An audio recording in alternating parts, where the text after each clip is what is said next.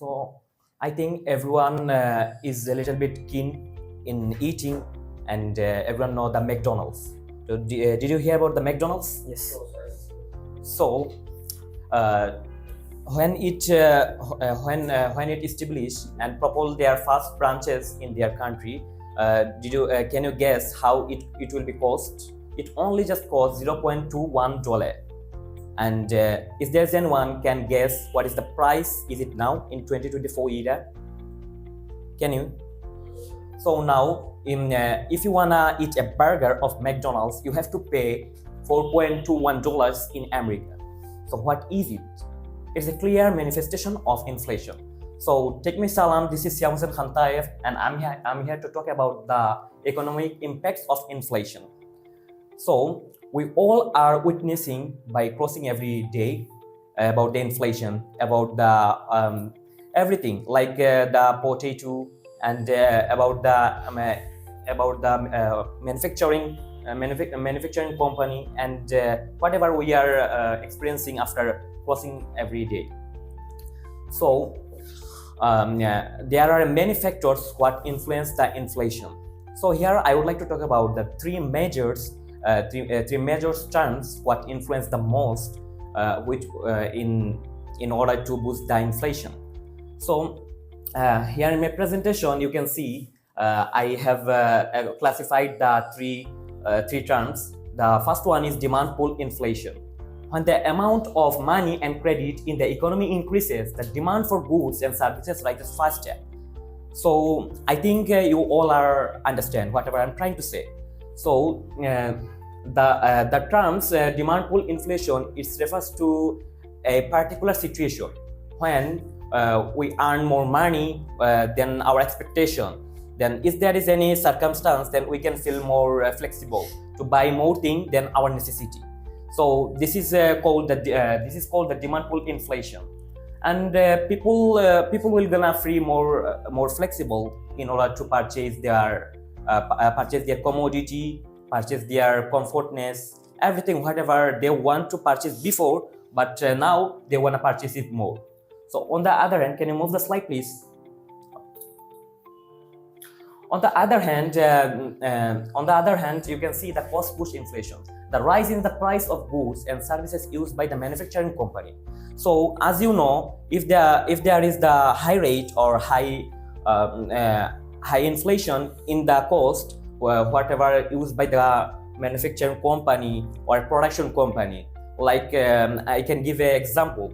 Like you can imagine a bread company. When in 2010 they buy milk maybe something 100 taka per liter. Now they will buy it more further. So it will gonna influence the market because they utilize their expenditure more and they credit to this in the local market, and this impact a lot. We all are witnessing of this kind of circumstance and this kind of phenomena that we are witnessing right now. So let's talk about our Bangladesh. So before I move further, I shared a QR code, a little bit video introduction in our group. Can you please scan the QR code, ma'am? I shared a video introduction in our group. So let me carry it more further. So now, as you all show the video in my video introduction, it's clearly clearly manifested the inflation rates, because when the inflation occurs, there is a question. You don't have any question, then I have to question myself in front of you. So why the inflation goes riser after passing every day? Because there is a many factors which influence the inflation rate. Like is there a low percentage of forex money reserve, and on the other hand, I can give an example. Like before 2000 in Zimbabwe, every other person was a trillionaire. So you can make a question why they will be why they was a trillionaire. Because the government doesn't have the forex money, and they they are suffering from burden of loans from the World Bank, WHO. After passing 2 years, they are bankrupt.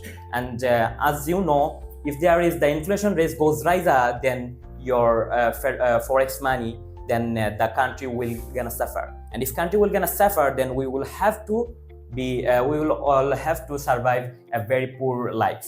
So on the other hand, let me talk about the built-in inflation. Do you know what is built-in inflation? Like as I said, right now, what is the rate of the potato? Maybe 60 taka. Then what is your imagine in future? What is your expectation? It will gonna rise upper or lower? Yes. It will rise upper. And that's the live example of built-in inflation. The thought, the mentally thought, because when the inflation goes riser, then everyone will gonna thought about that it will go up in the future. And as a consequence, a labor will gonna charge more. Right now, he charges 400 to 500 taka, and in future, as a consequence of this, he will gonna charge like 1,000 or 1,500 taka. So that's a live example of built-in inflation. Can you just move the slide, please? So, who is benefited most by the inflation? Is there any guess?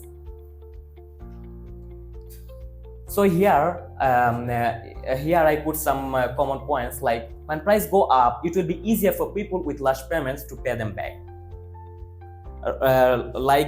When I give a service to a particular person or to a particular organizations, it will gonna cost like £10, and when I will gonna take it after 2 years or 6 months, a particular session maybe. So after that, it will gonna cost while influenced by the market rate like £15. So there is a $5 profit of myself. So government can play a significant role in order to reduce the inflation. So how government can one explain? Government can implement the monetary policy, like higher interest rates.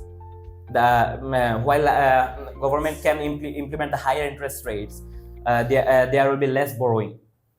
If there is less borrowing, then we will be unable to utilize our expenditure more than our necessity. So, and on the other hand, the tight fiscal policy refers to the government when government try to increase the tax rate rather than its expenditure on the nations. It also impacts a lot to our daily life. And finally, I'm going to talk about the supply side policies. It's aimed to long-term competence, like when government can try to implement some new competition in the market or into this phenomena. Then it will gonna work for everyone, not for ourselves also, but it can enhance, it can boost our overall economic stability. So overall, I can say that inflation undermines the financial stability by boosting the expenditure rate rather than the past, and diminishing the people's ability to buy things. Like the inflation, after overall inflation impact our purchasing power. So you may understand the purchasing. What is the called purchasing power? When you will go to the markets or supermarket in 2010, you will gonna buy a pencil just only for 5 taka maybe, and right now the same product, the same quality and the same things, it costs 10 taka. Then the same things, but the prices go up. So thank you everyone, thank you for your attention. Assalamu alaikum.